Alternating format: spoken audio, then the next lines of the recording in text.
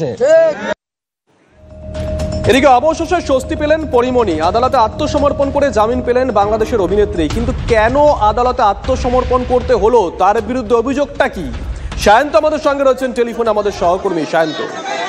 দেখো 2021 সালে যেটা অভিযোগ ওঠে যে অভিনেত্রী পরিমণি একটি হোটেলে গিয়ে সেখানে একজন ব্যবসায়ীকে মারধর করেছিল এবং 2022 সালে কোর্টের নির্দেশে এই ব্যাপারে তদন্ত শুরু করে পুলিশ, এবং পুলিশের তদন্ত শুরু করার পর গত বছর এই 2024 সালে এই ঘটনায় পিআইবি অর্থাৎ পুলিশ ইনভেস্টিগেশন ব্যুরো ঢাকার তারা একটি রিপোর্ট জমা দেয়, তাতে পরিমণিকে অভিযুক্ত হিসেবে দেখা হয়। এরপর পরিমণির বিরুদ্ধে আদালত অবমাননা, কারণ তিনি হাজিরা দিচ্ছিলেন না আদালত অবমাননা অভিযোগ দেওয়া হয় তার বিরুদ্ধে এবং তার একজন কস্টিউম ডিজাইনার বিরুদ্ধে।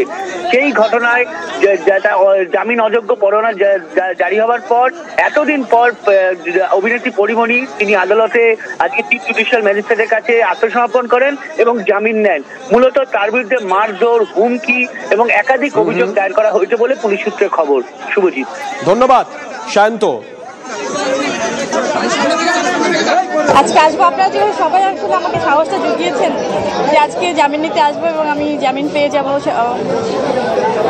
আপনাদের এত ভালোবাসা নিয়ে আসলে আমি বাড়ি ফিরছি, এরকম একটা জয় নিয়েও যেন আমি বাড়ি আসলে ফাইনালি ফিরতে পারি, আপনাদের ভালোবাসার সাথে থাকতে পারি, আমার জন্য দোয়া করবেন।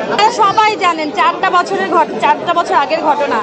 আমি দাঁড়ে দাঁড়ে ঘুরে শেষ পর্যন্ত এই আদালতকেই আসলে আমার মনে হয়েছে যে আমি এখান থেকে ন্যায় বিচার পাবো। আমি এখান থেকে আশাহত হতে চাই না, আমি সত্যি আশা হারাতে চাই না। আমার একদম বিশ্বাস নিয়ে থাকতে চাই যে শেষ পর্যন্ত সত্যের জয় হোক। অন্যদিকে সাইফ আলী খানের ওপর হামলার ঘটনায় আরও একটা প্রশ্ন এক্ষেত্রে জোরালো হচ্ছে। যাকে ধরা হয়েছে শরীফুল, আদৌ কি হামলাকারী শরীফুল? তার কারণ ধৃত ব্যক্তি আর হামলাকারী এক কিনা একটা ধোঁয়াশা বেড়েছে প্রাথমিক ফিঙ্গারপ্রিন্ট রিপোর্টে। তার কারণ সূত্র মারফত যেটা জানা যাচ্ছে, সাইফের বাড়িতে উদ্ধার হওয়া 19টি আঙুলের ছাপের কোনোটাই শরীফুলের নয়।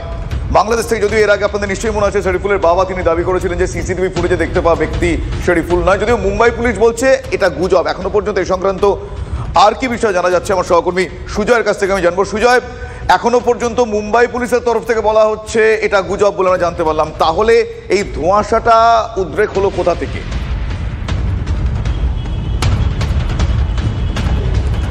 দেখো, এখনো পর্যন্ত যেটা মুম্বাই সিআইডি সূত্রে যেটা জানা যাচ্ছে যে এই যে ফিঙ্গারপ্রিন্ট অর্থাৎ জাহাঙ্গীরের সঙ্গে যে ফিঙ্গারপ্রিন্ট, সেই ফিঙ্গারপ্রিন্ট মিসম্যাচের বিষয়টা, সেই বিষয়টা প্রয়োজন হলে যদি আবার প্রয়োজন হয় আরও নিশ্চিত হওয়ার জন্য আরও একবার তারা ফিঙ্গারপ্রিন্টের পরীক্ষা নিতে পারে বা ফিঙ্গারপ্রিন্টের নমুনা সংগ্রহ করে সেটা যাচাই করে দেখতে পারে।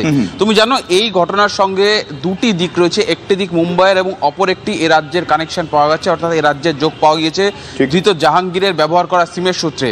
যে সিমের সূত্রে তদন্তে এই মুহূর্তে নদিয়া জেলায় রয়েছে মুম্বাই পুলিশের একটি টিম, এবং সেই মুম্বাই পুলিশ তারা নদিয়া জেলার বিভিন্ন জায়গায় যাচ্ছে এবং সিমের সূত্রে তদন্ত করছে। এবং সেই সূত্রে আমরা যেটা জানতে পারছি যে যেখান থেকে যে দোকান থেকে সিম কার্ড কিনেছিল বলে দাবি করেছিল এই জাহাঙ্গীর, সেখানে গিয়ে পৌঁছ